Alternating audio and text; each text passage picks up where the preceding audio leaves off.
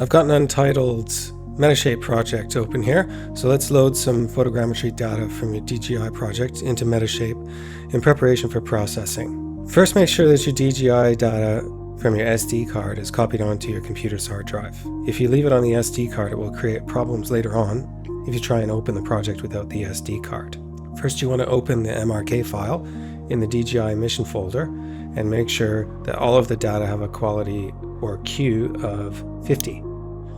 That's found right here at the end of the row for each of these images. Now save your project as the file name that you wish to use. Then take your DJI mission folder and drag the data into chunk 1 and select a data layout of single cameras and add all images. Click on the photo icon and all of your image locations will appear as these little blue bubbles. So Metashape reads the EXIF data from the images and DJI writes your image geotags as WGS84. So you're going to want to change that back to GDA 2020. That way, when you write your reports from the quality assurance processes later on, everything will be in the correct coordinate system. You can also load PPK image geotags in CSV format using the reference icon. These should be in CSV format and configured with the appropriate data columns and coordinate reference system in the file. If the image names are the same as your raw data, Metashape recognizes them and overwrites with the new geotags. It doesn't alter the EXIF data of the images themselves though.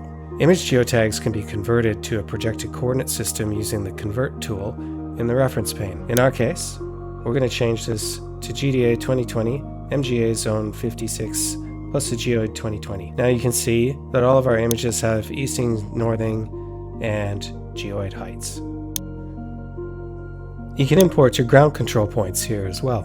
Again, using the reference icon. Select our CSV, make sure the input coordinate system is correct, delimiter is comma, and columns are sorted in the correct order. Metashape gives you this warning. Can't find match for entry, create new marker, say yes to all, and now you've imported your ground control. The next step in the process is to select all of your images, Control All, and estimate image quality. Once that process is complete, you can sort the image quality and remove any outliers. Typically, you want to remove anything with the quality that is greater than 1. Now we're ready to align images. We do that in Workflow, Align Photos, open the Advanced tab, make sure you're happy with all of these settings. These are the settings that I use, and hit OK. So we've let the image alignment processing run, and we've come back and we now have all of the blue bubbles turned into image frames and oriented as the processor has calculated their positions. In our Photos pane, all the photos are aligned and we have estimated accuracies. In the next video, we'll cover how to refine your marker locations and do some quality control.